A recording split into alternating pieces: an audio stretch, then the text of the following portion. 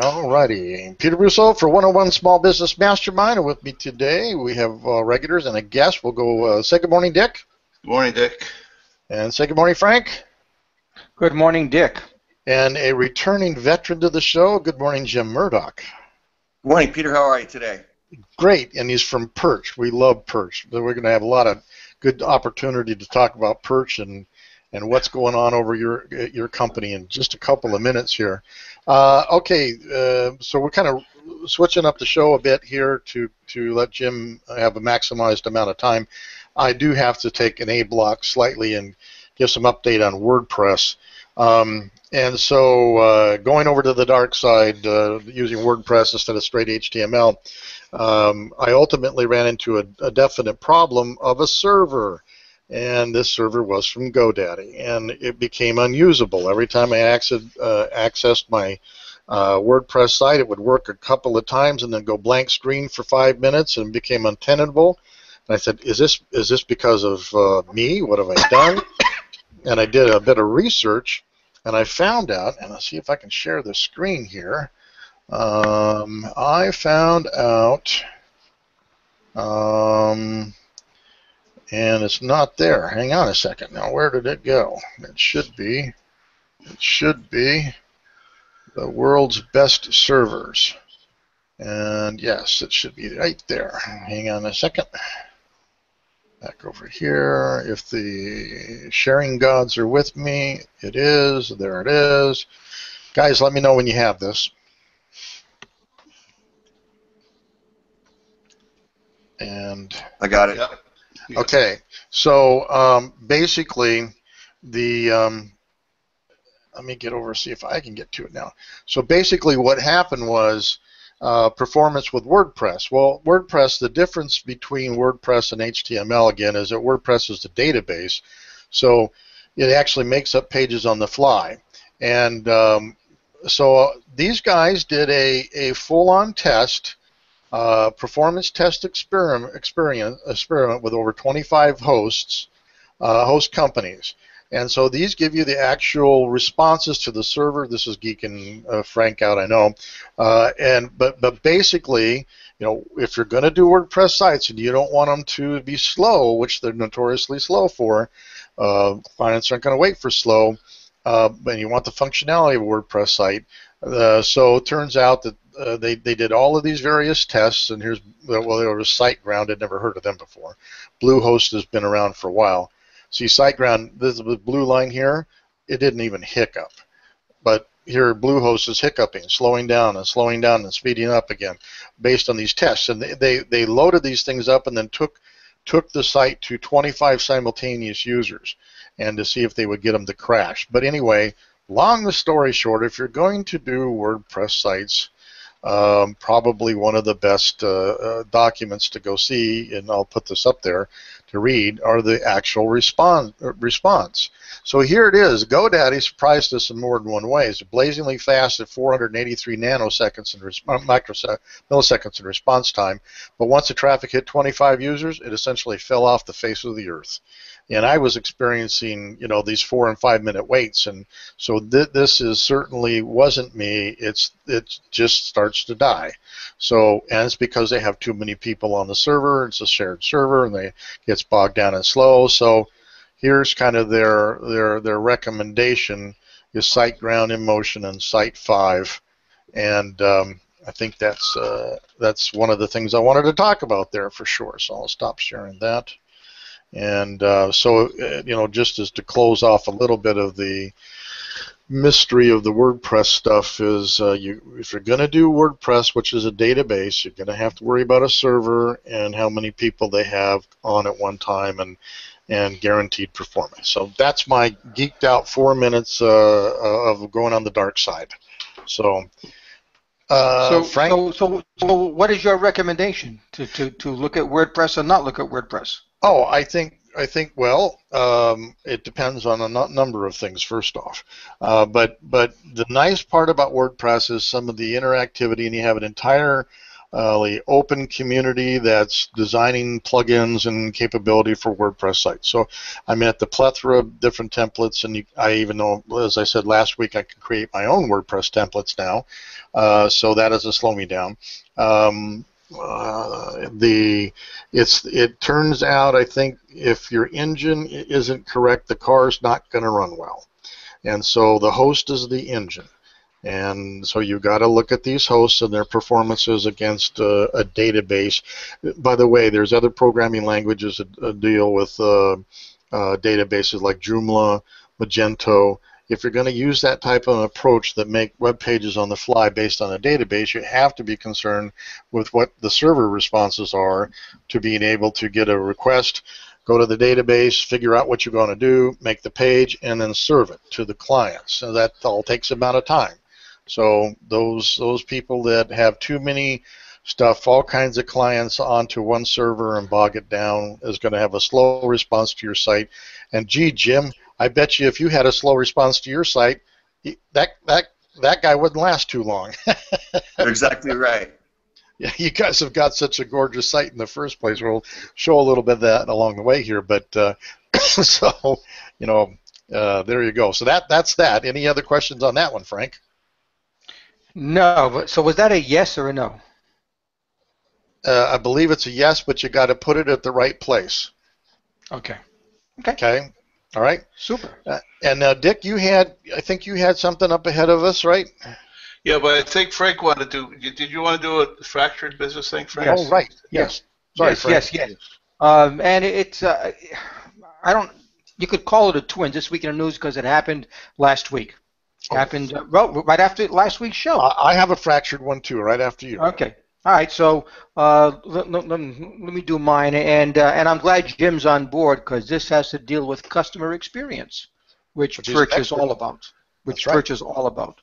And so my wife and I are we're on iPhone 4s, and we kept on hearing about this iPhone thing. So I said, you know what? I've been with and I'm going to mention the company because they're big companies. I've been with AT&T for quite a long time because of my international travel. And I said, let me go to them. And I fulfilled all my obligations. And I walked in and I said, hey, we'd like to upgrade to an iPhone 6. They said, great. I said, so my wife said, this is really cool. So he showed us the 6, and I didn't want the 6 Plus. I got the 6 right here, as a matter of fact. And he says, okay. He says, I said, yeah, would you want a white or black? And we went through that. And he says, that's going to be $260 per phone, plus tax. And I said, oh, no, that was my fault. I said, I want the free upgrade because I've been with you guys for so long. And they said, oh, we don't offer that. But we can give you an iPhone 5 for $99, an old iPhone 5. And I said, no. I says, thank you. And I was polite, and I walked out. And 3 doors away, I walked into Verizon.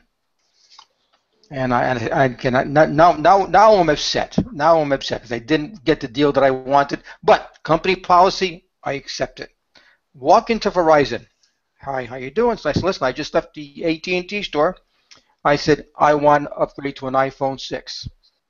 And they said, have you completed your obligations at AT&T? And I said, yes. They said, okay. I said, we'll give an iPhone 6, but now I'm smarter. And I say, how much? And they say $0. I said, really? I said, for 2. He says, yes. And I look at his name badge, and I'm dealing with the district manager, not a sales associate, not a store manager, but a Jim Murdoch, if you will, or at that level. I'm saying, man, I really lucked out, and I'm feeling really good. So we start getting the phones, and my wife does this and does that, and then he turned a good experience into an unpleasant experience. And this is the district manager, the one who teaches the store managers to teach the sales associates. We're doing our thing, and he says, would you like this? And I said, no. He said, well, I think you should get this. And it was an upsell. And we're all taught to upsell, correct? And we all tell our clients to upsell, correct? Jim, you told your people to upsell, I assume, in the store. And I understand what he was doing. And I said, no, I'm not interested. Well, then you need the protection program. I said, how much is that? It's $22 per phone per month. Oh, he said, man, that's $500 for 2 phones. I said, I don't want it. He says, well, you really need it. And my wife says, "You're not going to get it, are you?" And I says, "I don't want it." He says, "Well," so he went to something else, tried to upsell me something else, and I said no. He came back and said, "Well, let's talk about the protection program again." Now I'm upset.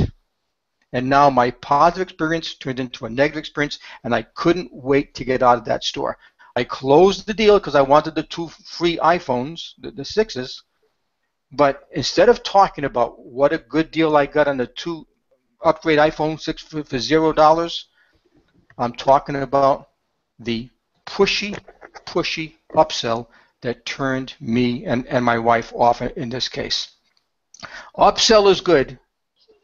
Pushy upsell, or to quote Ned Ryerson, we talked about Ned Ryerson last week, he went from a nice district manager trying to help me out, doing his job, trying to upsell, but then he crossed the line and ruined my customer experience. And that's so the lesson is, yes, upsell, but upsell to a point. Don't turn a good customer experience into an uncomfortable, bad customer experience, and that's my fractured tale for this week. It reminds me a lot of my father sold real estate for 25 years, and he said you only show 3 houses. You show one that they would never buy, piece of junk, right?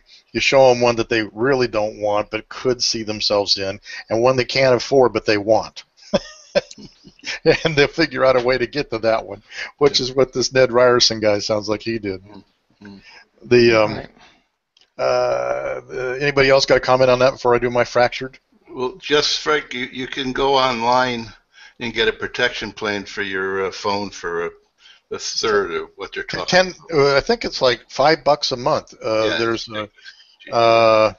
gosh, who was that? I hear it off Leo Laporte quite often, but there's a company out there, Frank, if you need that. But yes. My experience has been I purchased a protection plan, which was the right answer and the wrong answer for my daughter, Paige.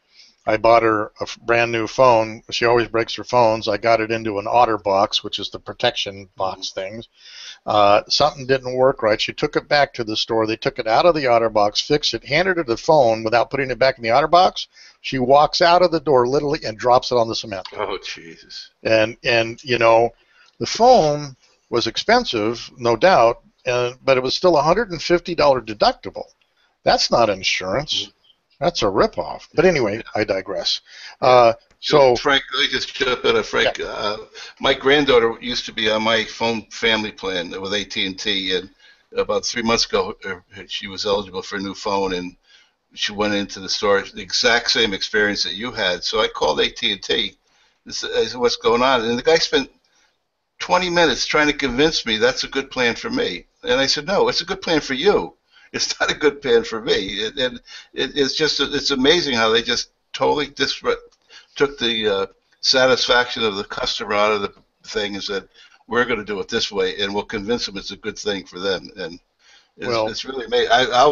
When I get ready, which probably will be for a while, I won't go back to AT&T either. I'll shop around.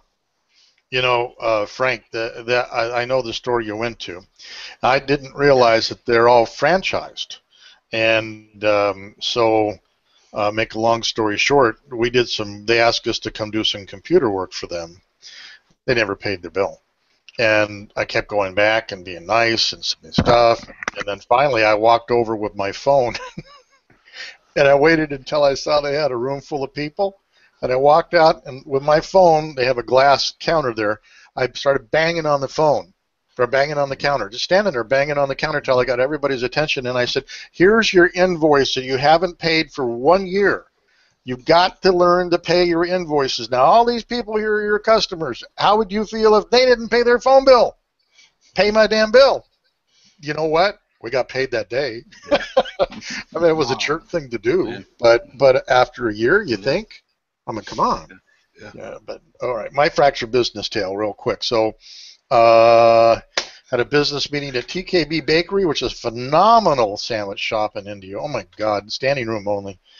Great product, great service, wonderful place. Had to park in front of a printer's place, and so we needed some printing done. So I walked in there, had to wait about 5 minutes to talk to this woman, Rosemary, and about what our printing needs are. For a flyer hand-built thing. And I walked back out. I brought their card back with me. I looked at their website. The first thing that comes up, I think I showed you guys, were 3 bad Google reviews. They have a Facebook page they don't use, and they have never done any reputation management. No one will ever do business online with these people. And while I was waiting for Jim to come online today, I'm looking at this card, and I'm going, wait a second. The lines aren't even straight. There's a line that goes jig-jag like that, and it's supposed to be all straight. Jim caught me with my magnifying application. I'm going, my God, they can't even print their own card correctly. That's unexplainable to me. I mean, how can you not even print your own card correctly? And that's what you do for a job. And it's like not being able to fry an egg, and you're in the restaurant business. Anyway, there you go. All right, so let me introduce Jim Murdoch. Sorry, Frank. Can I just jump in? Yeah. I just want to, and it kind of leads into the question we have for Jim. One thing I've come to realize over the last few weeks, and you really got me thinking, Peter, when you went into this whole WordPress program to learn it. You've been using WYSIWYG. You taught me on WYSIWYG, and then you spent 2 or 3 weeks. I mean, we hardly even talked to you because you're so engrossed in learning how to do this. And I got to thinking, with my own experience of, being in business for 40 years, retiring, then starting a home-based business. And what I had to learn, and luckily I met someone like yourself, about today's world of doing business. We've talked about the basic premise of selling has not changed from day one. I mean, you need to build relationships and get people to want to buy from you because they know you. Mm-hmm. Okay, but that has changed over the years on how you do that. And now we're in this social networking world where people, my daughter, I haven't talked to her in 5 months, but I get a text, 5 texts a day from her, where people don't communicate verbally anymore, and it's frustrating. I'm from the old school. In fact, just a little side note, I sent her a text the other day. I said, the next time you need to talk to me, call me. So, because I just want to hear her voice. But I had to. I was a dinosaur in this world. And with your help, I'm not a dinosaur, I'm not an expert, but I sure know a little bit more about what it takes. And the point I'm making is you were willing to basically shut down what you're doing for almost 3 weeks to learn something new that's going to help your business and be better for your clients. I was willing to take the time to go out salt and sea and learn how to be in this world myself. The key operative word is willing. And I see a lot of business people, especially small business people, that say, well, I don't use computers. I don't do Facebook. I don't do this. And those people are doomed for failure because they have to know how your customers want you to communicate with them. And I'm absolutely amazed at the amount of people that almost consider a badge of honor to say, I've never been on Facebook, or I don't need a web page, or someone else does it, I don't look at it. And that's kind of the subject I think with Jim today we could talk about. And why don't you introduce him? Then I got a couple questions for him. So I just wanted to set that up. Okay. Well, you just reminded me of something. You should never do that. You should let me go ahead and introduce you. I'm gonna hold you off, Jim, 2 seconds here. In my quest to try to figure out what was wrong with this WordPress site, I was laying in bed with my phone. I did a mobile search, and all of a sudden, check this out. Google said, if your site is not mobile friendly, it's not going to be served on the web. It's like on page 10. If you do a mobile search now for a question or something, what comes up? It says mobile friendly, mobile friendly, mobile friendly, mobile friendly, mobile friendly, and mobile friendly. They're not going to put up anything that isn't mobile friendly. Wow. That's a huge hit to all of these businesses that have just put up a web page and let it sit there. Of course, that's stupid, but we all know that. But they won't even be found anymore. They'll be on page 10, no matter if they deserve to be on page 1, because they don't have a mobile responsive friendly site. Wow. Crazy. And if I forget, Frankie, you quoted the percentage of searches now that are mobile compared to, is it a 60% range? Is it? Oh, no, 65. Yeah, I heard it was 65%. Well, two-thirds of all American adults now use a smartphone. Right. Boy, if you aren't mobile ready, you're in trouble. Right. So 65% of the searches are done on mobile. Okay. Like you just said, if you haven't kept up with and learned that as a business person, you have just eliminated yourself from 65% of your potential market.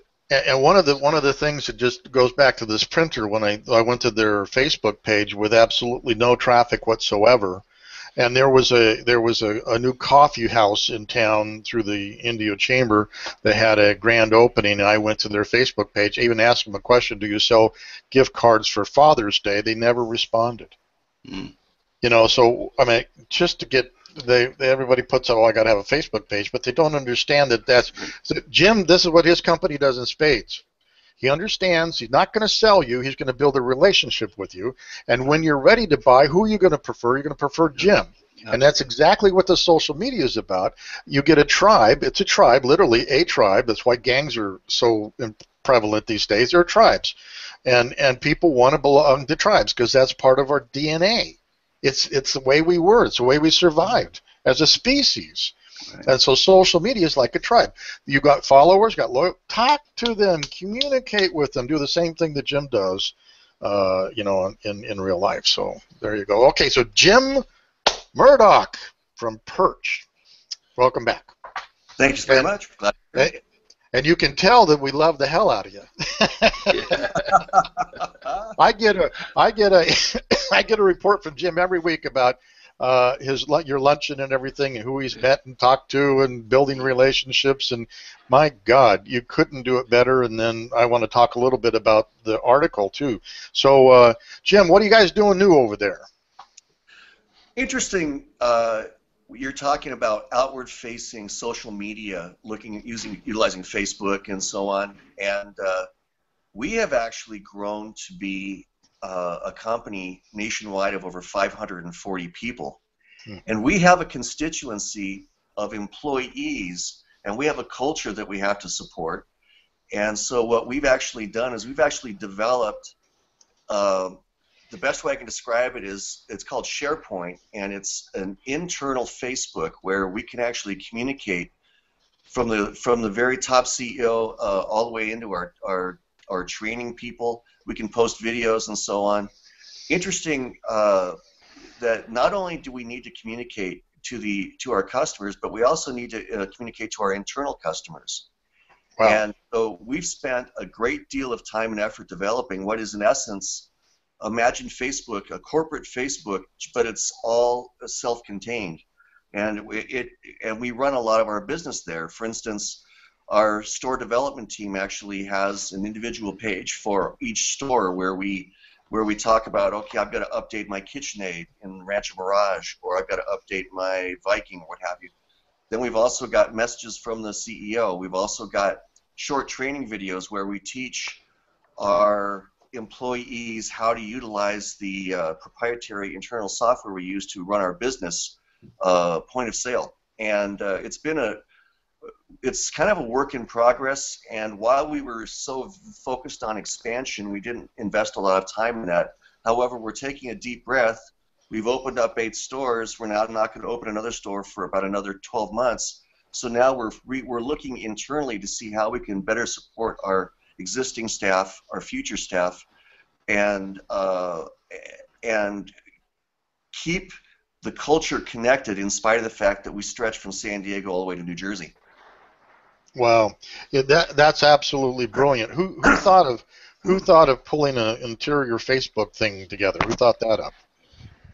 Well, we were looking. It was actually kind of a community decision by the folks, the early adopters that have been on board for a while, where we recognized that we invested a lot. We invested a significant amount of money, as I think we talked about last time I was on, having a culture class called Immersion that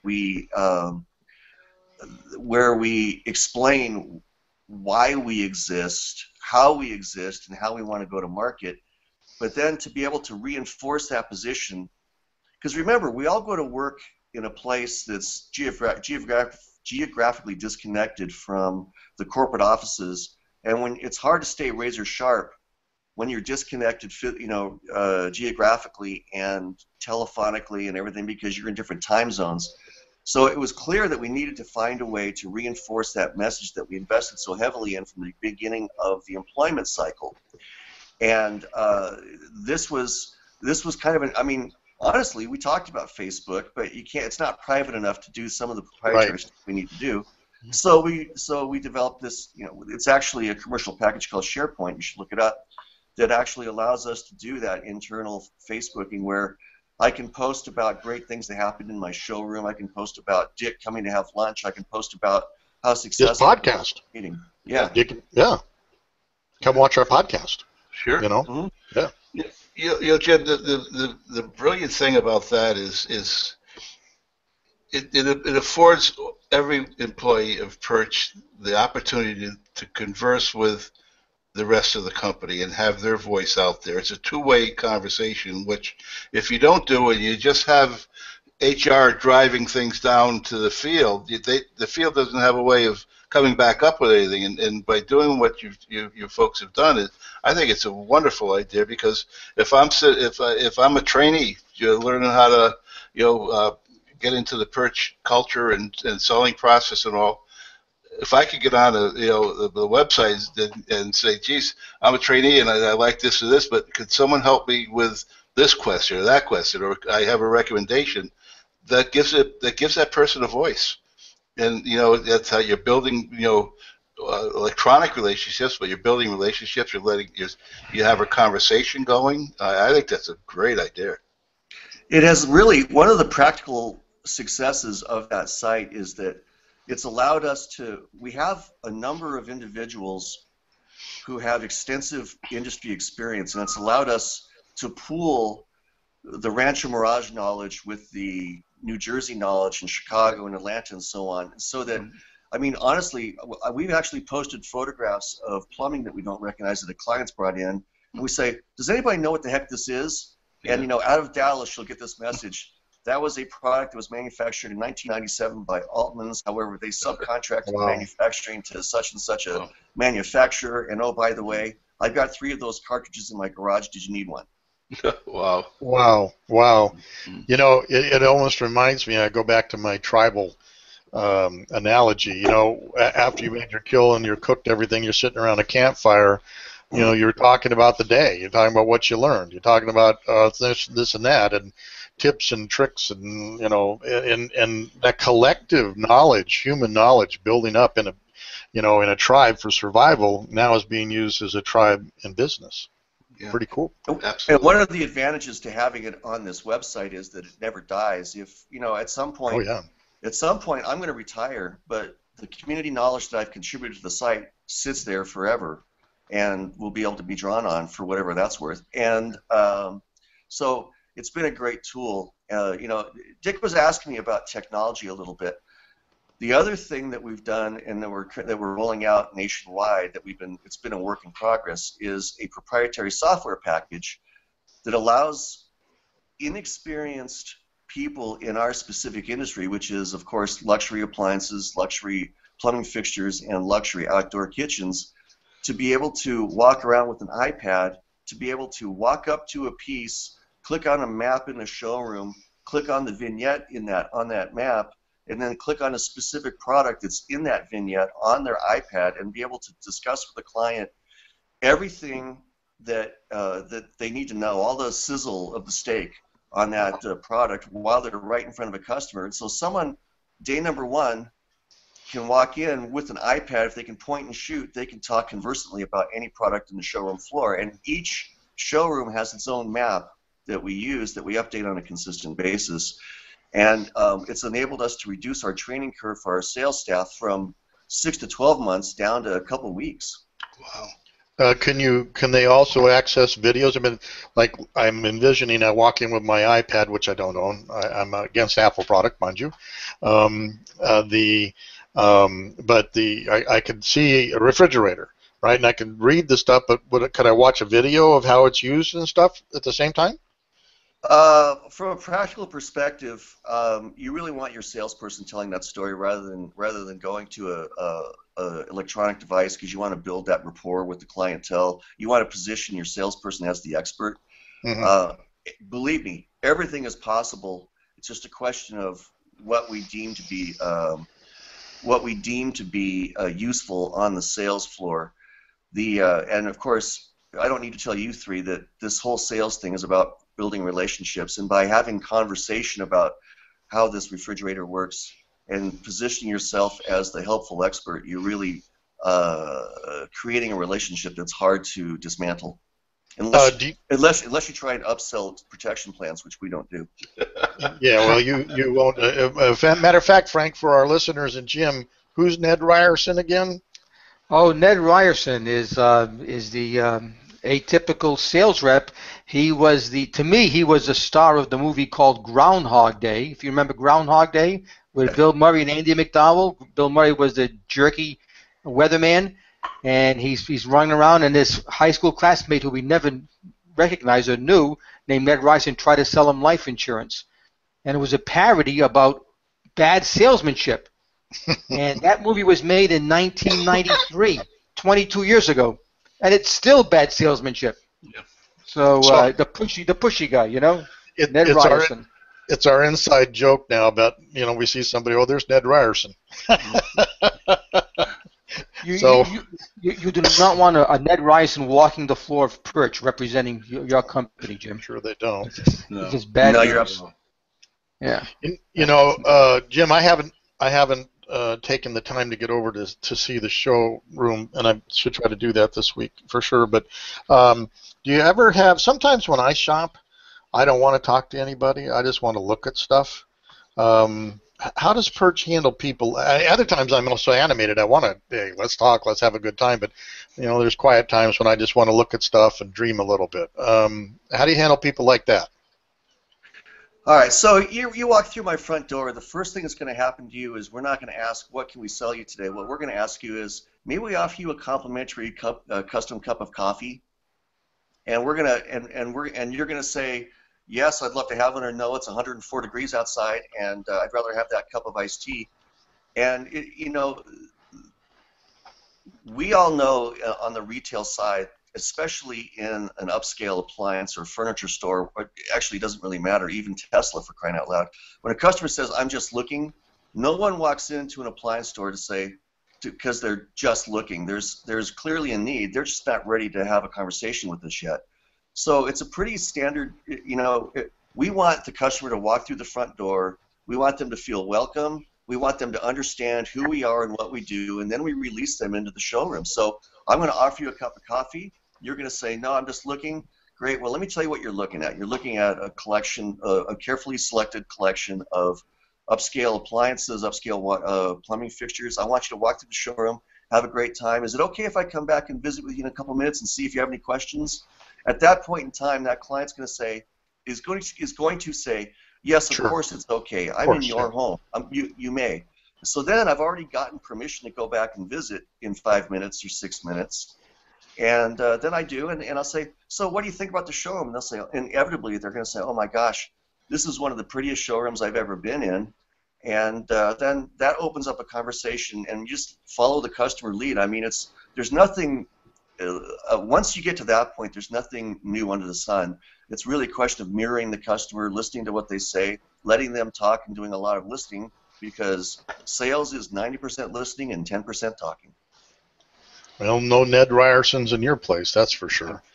I tell folks all the time that walk in, and they talk about what a pleasant experience is, and the reality is I don't have a hard sell in my business, and none of our stores have a hard sell. It's just, clients are way too savvy for that now. I mean, they really are way too savvy. They understand the process, and what they want is collegial advice. They don't want to sell a $22 a month. They don't want to hear about a $22 a month protection plan. And what's interesting, by the way, about that protection plan is that district manager, the store manager, and each individual salesperson in that store that is pushing that plan is actually being measured. What's the penetration they're getting on that protection plan? And they may even be getting spiffed on it. But the reality is that if they don't sell enough protection plans, they may lose their job, which is why they will risk losing a customer, because they've got to get that penetration. I agree. Yeah, that's sad. I agree. And a lot of times they're minions. They just got numbers to get.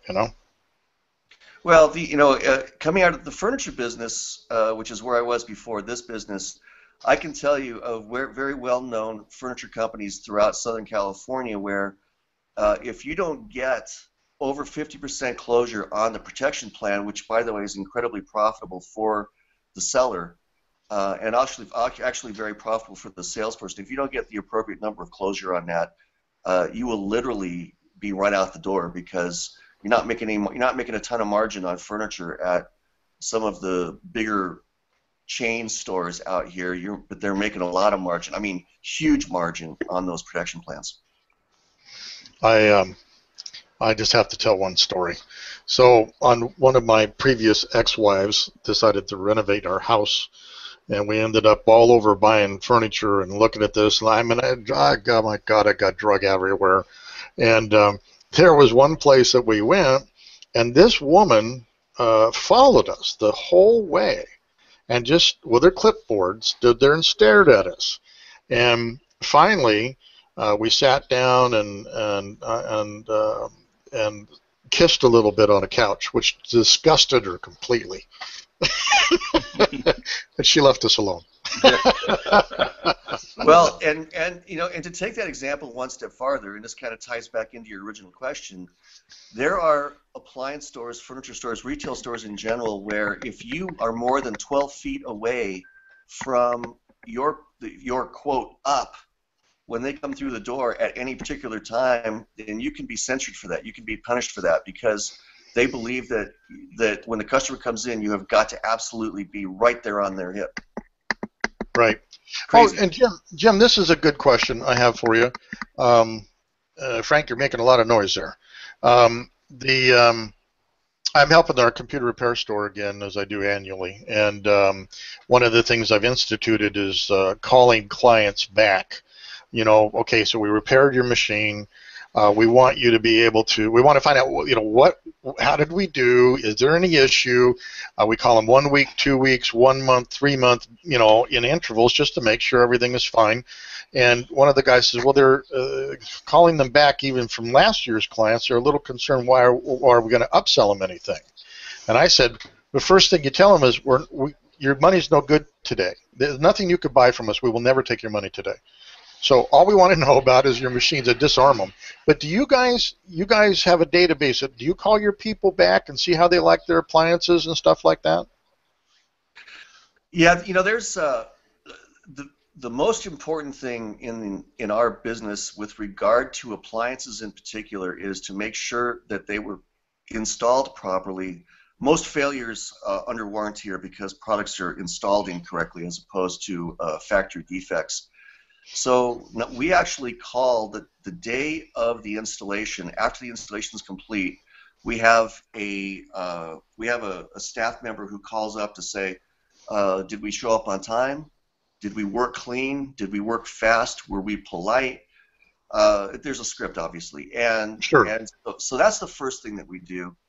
The second thing that we do is that our salespeople call up on a friendly basis, because by the time we've actually executed a sale, we've probably met that client 3 or 4 times. Mm-hmm. We know about their kids in college. We know about the dog in the household. We know, so we call up and just to make, to say, is there anything that we can do for you in your current set of appliances? And that's when you find out if you did a good job educating or not. Well, I can't get my alarm button off of my refrigerator. Or how do I get a filter? Or I need salt for my dishwasher and that kind of thing. And where do I get salt for my dishwasher? And what kind of salt can I use? And so on and so forth. Well, there is a value to that. However, I have to tell you that a lot of folks view that phone call similar to the way that they view that email they get back from somebody they bought online. Because once you give them your email, unless you unsubscribe, you get repeated. Mm-hmm. Guess what we're selling now? Guess what we're selling now? Guess what we're selling now? And so there's a fine line you have to draw between being a pest and being a supportive vendor. And so, if anything, we err on the side of not being disruptive in a household. Mm-hmm. But we do. I agree. But right out of the gate we are. But then we back it off. I don't think we have the time to develop over a counter the type of relationship you guys get. And I think that I absolutely know for a fact when we call back, a few days later to make sure our repairs are okay and the machine's running fine, they're really taken back that we care. Absolutely. And that just reeks of spades. And then they start talking about another machine that they're having trouble with, or, would you like us to do a house call? We even had a guy call in the other day. We wouldn't have done this 2 years ago, but he called in and he was having problems with his software working properly. And it got to the point where it's very clear, because a lot of people don't understand the technology of software, that my guy Leo says, would you like me to come right now and fix that for you? Absolutely. He dropped everything. We had coverage at the shop, and off he went. Now, 2 years ago, he would have said, bring the damn thing in and we'll see about it. But that as I told them, they thought they were in the computer repair business. They weren't. They are in the customer service business. Once I got that idea in their head, which is what you guys do in spades, we went from $2,000 a month in sales to $200 in sales in 20 days, just by the shift in the mind of we are in the customer service business. We only sell them what's best for them. We always try to upsell them to the right answer. We never sell them something they don't want or don't need. And boy, that sounds like you guys got that in spades. So, comment. Yes, comment. yes, go. Okay. Sitting back here being quiet, which is very difficult. Very unusual too. Yeah. I'm shocked. I thought I you had a heart know, attack. But that's okay. That's okay. Listen. Here's what I noticed that we've been talking about this morning. It started with you, Peter, talking about WordPress, who you fought for years. But now you say, you're still kind of wishy-washy about it. Then we talked about me with my customer relations with the upsell. And then Dick talked about technology. And then Jim talked about how technology has helped his company. And we talked about this. Not only has technology changed the way we do business, and we either adapt or die, I guess is the term, adapt or not grow. The other thing that's changed is the prospect. The prospect change their expectations, Jim, when they walk into your store versus walking into a big, we call them the big box stores, the Home Depot and the Lowe's, that type of thing. It's a whole different experience. Okay, they don't want to go into well, we have something called Building 19 in Boston, and their motto was, as you leave, there's a big sign above the door. The exit door says, wipe your feet. You don't want to dirty the world, that kind of thing. But the customer and your prospect has changed the way they evaluate, they consider, they look at, and they decide how they decide to buy. You and Perch have taken that in spades. You know that the customers change the way that they make their decisions. They're looking for someone that they trust, and they're going to trust Perch because of the image and everything else you give them. Respect, they're going to like your knowledge, and they're going to respect the fact that that they can get a lot of information without being bugged, without being Ned Ryerson, and they're going to not hate your people. I think like is too much of a term. So you've got everything going for you, which is why you guys are expanding and doing well, where we hear layoffs in some of your competitors, especially during the downturn. I was going to mention that too. So congratulations to Perch. It's not only technology, but the people have changed as well. That was my comment. Which brings me up to another point. I'm starting to help another group, and they said they need a one-page website. I didn't laugh at them in their face, but I thought, are you serious? Are you honestly serious? One page? And the fact of the matter is, a website is an experience as well. And with the advent of a smarter client, like you've always said, Frank, they can research. They are not stupid when they're coming at you. They've done their homework to a large extent. A website is an experience. And so, with that, Jim, can you talk? I'll show up on the screen while you're talking this one URL that you guys have over in your site that talks about the experience of your clients and dopamine. I mean, they're going so far, like the experience of Apple, and mirroring that this experience is almost addicting. So I'm going to go share this while you can talk about that, right? No, sure.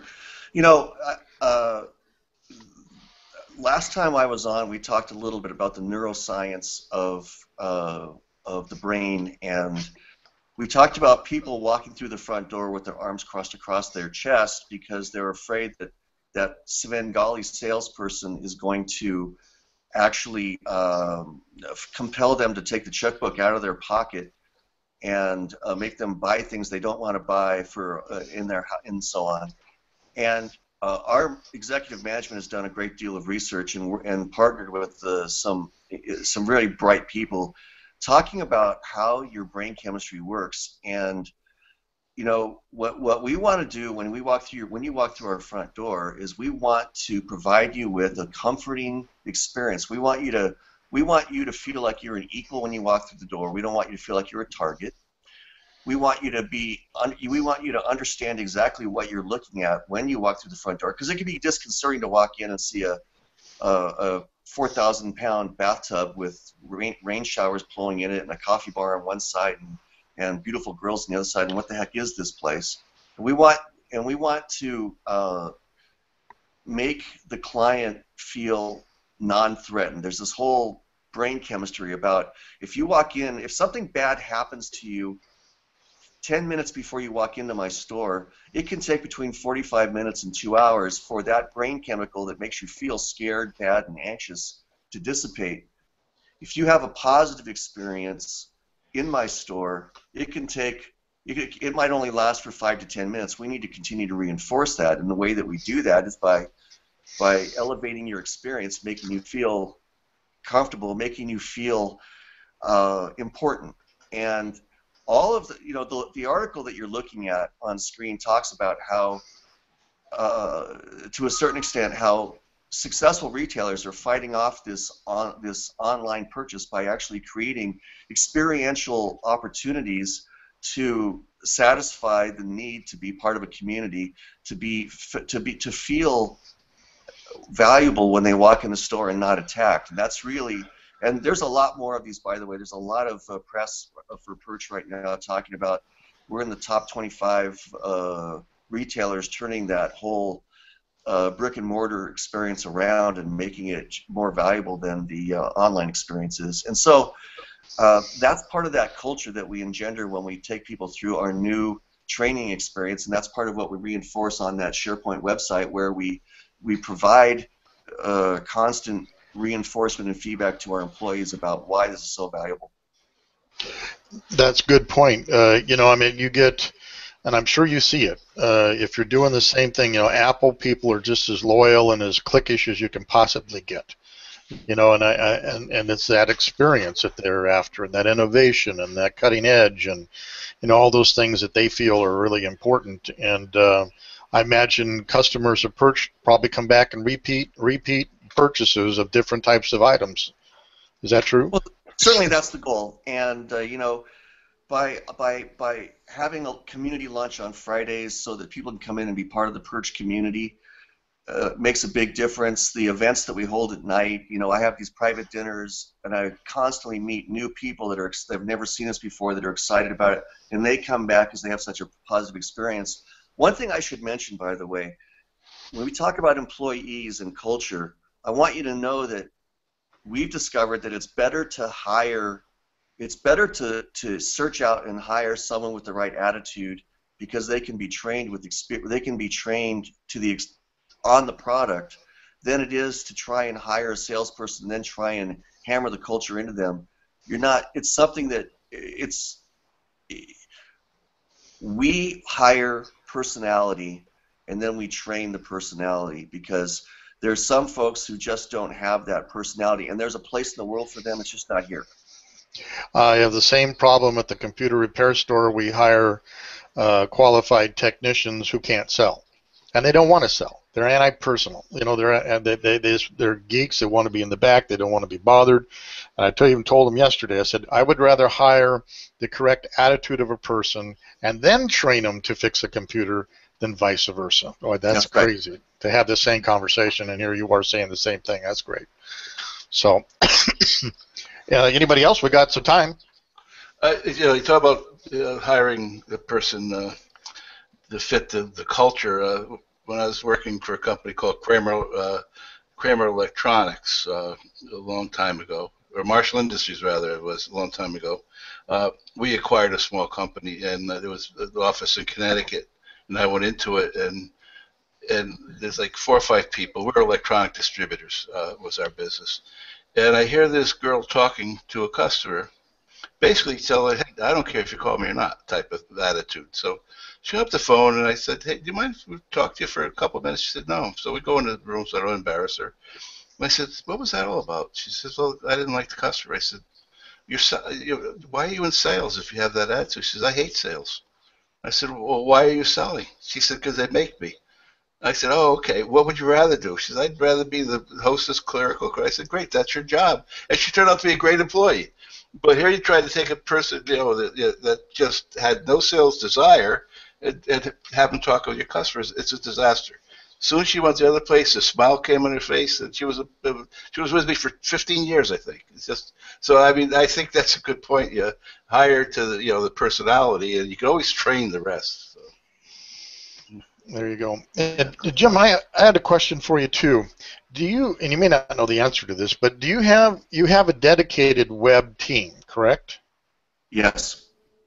And do you have? Do they also do the dedicated tech side as well? Yes.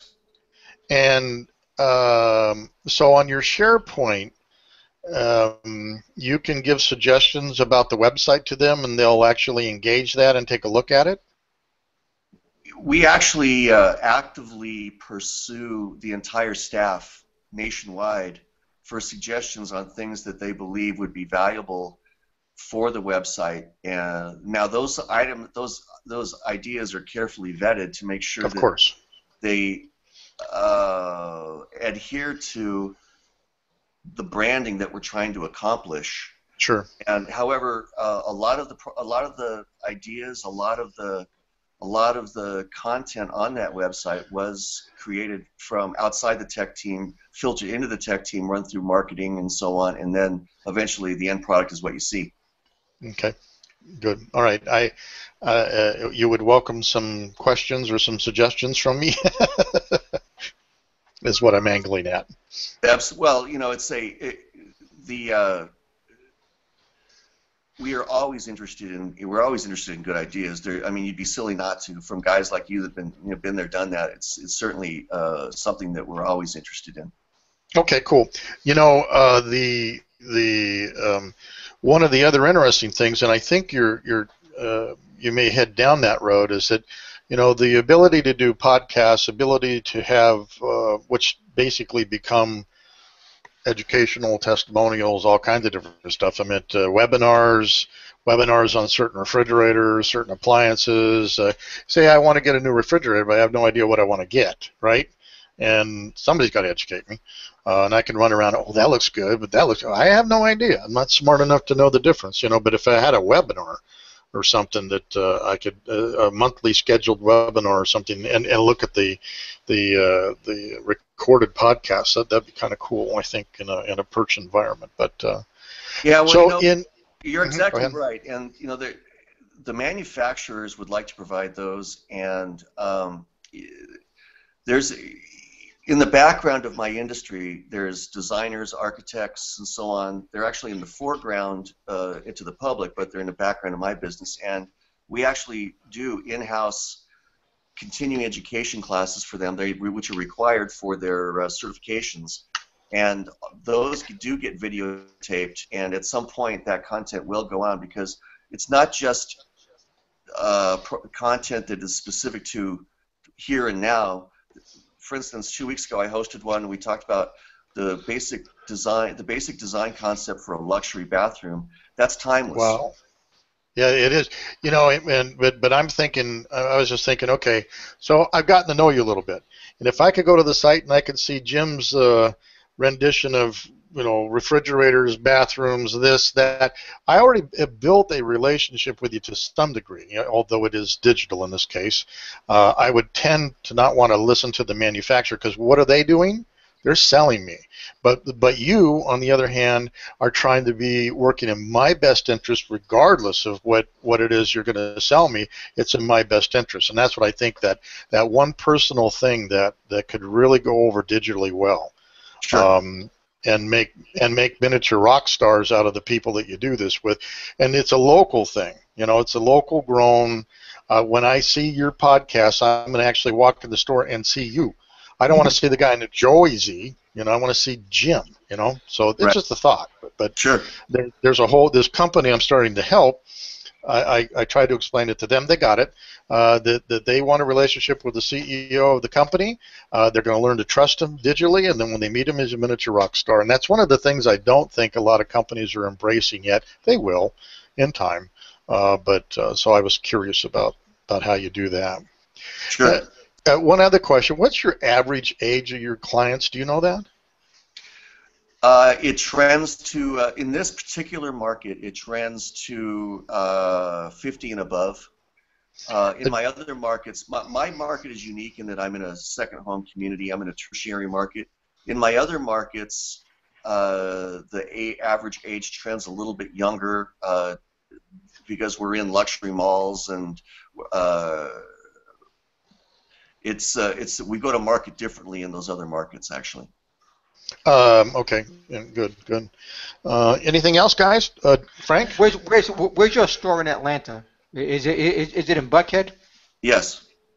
Is it which mall is it in? Lenox Square? No, that's a good question. There's 2 luxury malls in Buckhead, and we're in one of them. How about that? Okay. All right. That'll work. Okay. That'll work. Cool. Nick, any questions? No, I just want to, from my point of view, wrap up. I've gotten to know Jim by going to his weekly luncheons, and I feel part of the Perch community. And, kind of like you say, Peter, the tribe mentality. I've gotten so when I go, I sit and talk to the same ladies. A couple people, one has already signed up as a member, another one's considering it.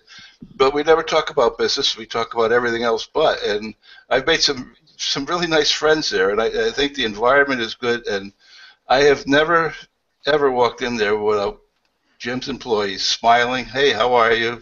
I enjoy your lunch, and one guy even comes on, clears a table for me. It's an amazing environment, and I think it's a compliment to your company and to you that you've created this culture, which is very, very unique in this day and age. So I appreciate it, and thank you for allowing me to be part of your group. So. We're glad to have you.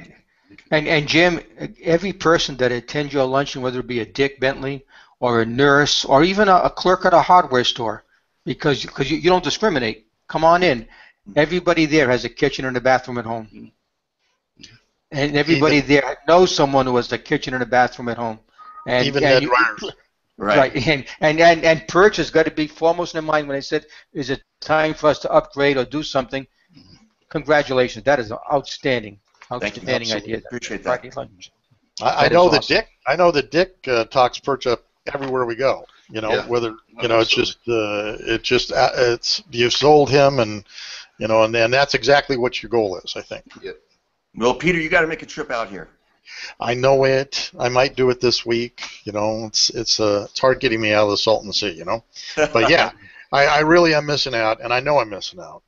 And I will get over there, Jim. I can't wait to do that. I keep promising. Dick keeps getting pissed off at me because I don't go over there. But I'm trying to get all 3 of us over there, Frank, Dick, and myself. They have a podcast outing, of the 3 Musketeers here. We're going to call it a field trip.